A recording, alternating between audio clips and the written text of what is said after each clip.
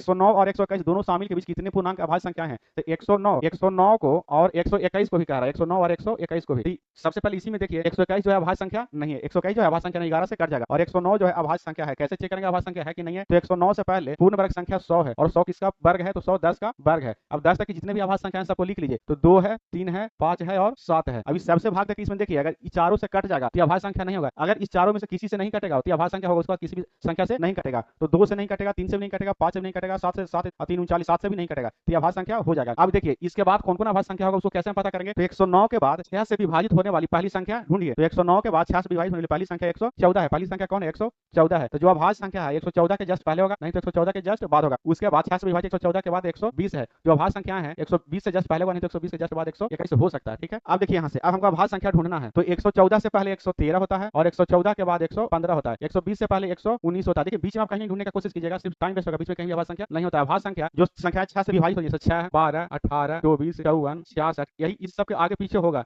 Confirm नहीं है तो होगा ही, लेकिन जब होगा तो इसका आगे जस्ट आगे पीछे होगा। जो संख्या 6 से विभाजित होती है उसके जस्ट आगे पीछे अभाज्य संख्या होता है, उसके अलावा कहीं भी नहीं होता है। तो अब देखिए, अब यहाँ से देखिए 115 तो दिख रहा है कि अभाज्य संख्या नहीं है, 115 तो दिख रहा है कि अभाज्य संख्या नहीं है। अब हमको चेक करना है 113 और 119 को। पहले 113 को चेक कर लीजिए, 2 से नहीं कटेगा, 3 से भी नहीं कटेगा, 5 से भी नहीं कटेगा, 7 से 4 43 7 से भी नहीं कटेगा, तो ये अभाज्य संख्या हो जाएगा, ये अभाज्य संख्या हो जाएगा। अब 119 को चेक कीजिए, 119 2 से नहीं कटेगा, 3 से भी नहीं कटेगा, 5 से भी नहीं कटेगा, 7 से देखिए 7 4 49 7 से ही कट जाएगा, तो ये अभाज्य संख्या नहीं होगा। तो कितना अभाज्य संख्या होगा? 1 1 2। तो ऑप्शन सी इस क्वेश्चन का करेक्ट आंसर हो जाएगा।